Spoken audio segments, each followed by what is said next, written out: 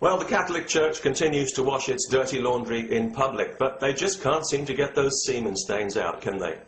Now, the Pope is in the spotlight for his own role as architect of the cover-up and therefore as facilitator of countless additional child rapes that could have been prevented if he and his church hadn't been solely concerned about their own reputation.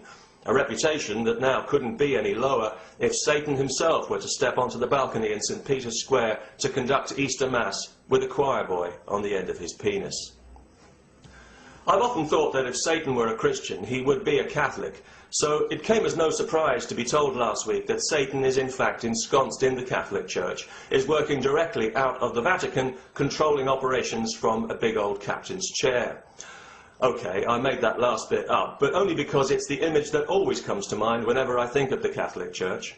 And the Church's chief exorcist, yes, such a post really does exist. I don't know if it's higher or lower than, say, a wizard, but it's pretty high up in the mumbo-jumbo department. And he says that Satan is living in the Vatican. Well, I don't think much of his choice of company, but if Satan really is a Catholic, well, it might help to explain some of the events of the last 2,000 years. Before the Reformation, about 500 years ago, all Christians in Europe were Catholics, until the Church became just too corrupt and debauched, even for Christianity to stomach. But it is the original Church of Christ who said, "Upon this rock I will build my church," referring, of course, to St. Peter, the first pope, whose nickname, apparently, was Rock. Unfortunately, human nature being what it is, the moment the Church was established, it became a political organisation, which meant that the consolidation of power and influence quickly became much more important than the message. Message? What message? Oh, that message, of course, yeah. And inevitably this led to bickering about status and who got to wear the big ring and the fancy hat, you know, the really important stuff, until before long rival popes were facing each other with massed armies on the battlefield, in the name of Christ, naturally. Now, even at this point, if Jesus had come back, he would have said, "What are you people doing? I haven't been gone 5 minutes and already you're hacking each other to pieces like a bunch of savages. You've missed the point so completely," he'd say, wouldn't he? "You're so far wide of the mark here. This is way beyond embarrassing," he'd say. "I feel as if I'm talking to chimpanzees," he'd say. No offence, by the way, to any chimps who may be watching.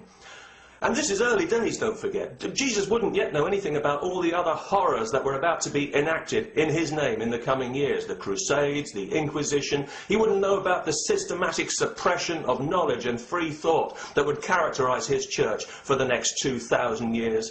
He wouldn't know about the conquest of the New World, where the sacred cross of Jesus slashed and burned its way through entire populations in a way that modern jihadis can only dream about, imposing itself with unparalleled cruelty on civilizations half a world away that even today still don't quite know what hit them.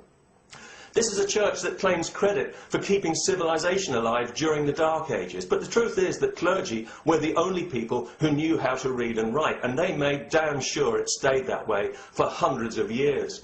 When the printing press was finally invented in Europe, 700 years after the Chinese invented it, the church condemned it as a work of the devil. Takes one to know one, I guess.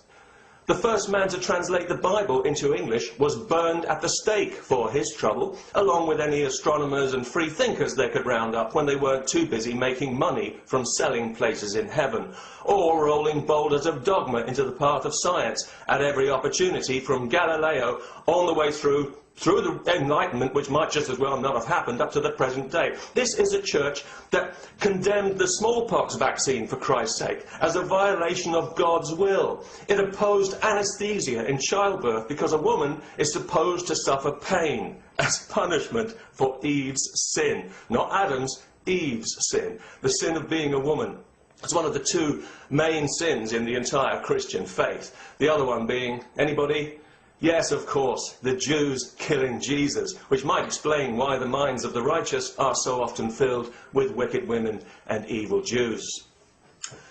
You know, if the Jews really did kill Jesus, they didn't do a very good job, because apparently he's still alive. Where's Mossad when you need them? You know, if Jesus ever comes back, Mossad might as well bump him off, because the Jews have already taken the blame for killing him. They might as well get the value.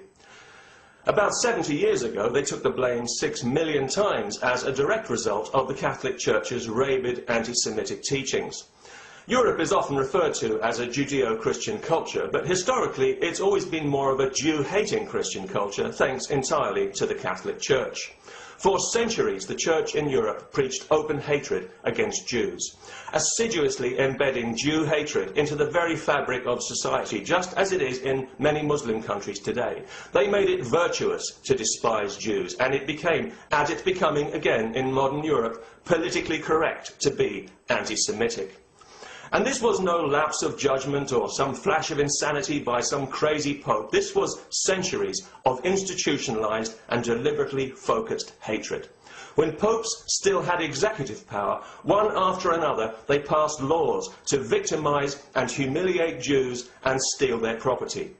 Jews weren't allowed to hold public office or to mix on equal terms with Christians. They were obliged to wear yellow hats and scarves in some cases to identify themselves. Ring any bells? They were restricted to certain occupations and certain locations, and thanks to the blood libel recently resurrected so tastefully by the Swedish press, they were massacred on a regular basis by the faithful, pious and righteous Christians with the Church's approval. So when Hitler came along, it was easy for him to pick on Jews because the Catholic Church had already made them such an easy target by consistently fingering them as hated Christ killers.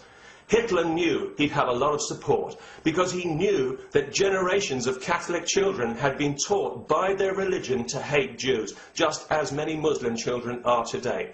How could they not be influenced? How could society not be poisoned? And Hitler, by the way, was a Catholic, not an atheist, as people often claim. He was baptized a Catholic, and he was never excommunicated for his crimes. No Nazis were ever excommunicated by the Catholic Church, although every communist on the planet was. Indeed, the Catholic Church actually provided documentation to help many Nazis escape to South America or to certain Arab countries who wanted to exploit their expertise in exterminating Jews. If you believe in Satan, and if you believe that Satan is responsible for all the evil in this world, then the Catholic Church is surely his most fiendishly brilliant creation. Because when you look at its record, it's hard to imagine how the Catholic Church could have had a more negative influence on human history than it has, and even harder not to conclude that any other organisation with its track record would be legislated out of existence as an enemy of humanity. If the Catholic Church hadn't so consistently and virulently condemned the Jews for killing Jesus, there would have been no Holocaust. There would have been no reason for anyone to think about picking on Jews. And that means today there might be no Jewish state and no Middle East conflict. That's quite a lot to have on your conscience, isn't it? How fortunate for the Catholic Church that it doesn't possess a conscience. But at least it gives ordinary Catholics an opportunity to feel guilty about something real for a change, if they feel so inclined, and to reflect on the reality that the Jews didn't kill Jesus at all. The Catholic Church killed Jesus and has spent the last 2,000 years dragging his entrails through the dirt. And if he came back tomorrow, he'd be the first to say so. You know it's true. We all do. Pax Vobiscum and all that jazz.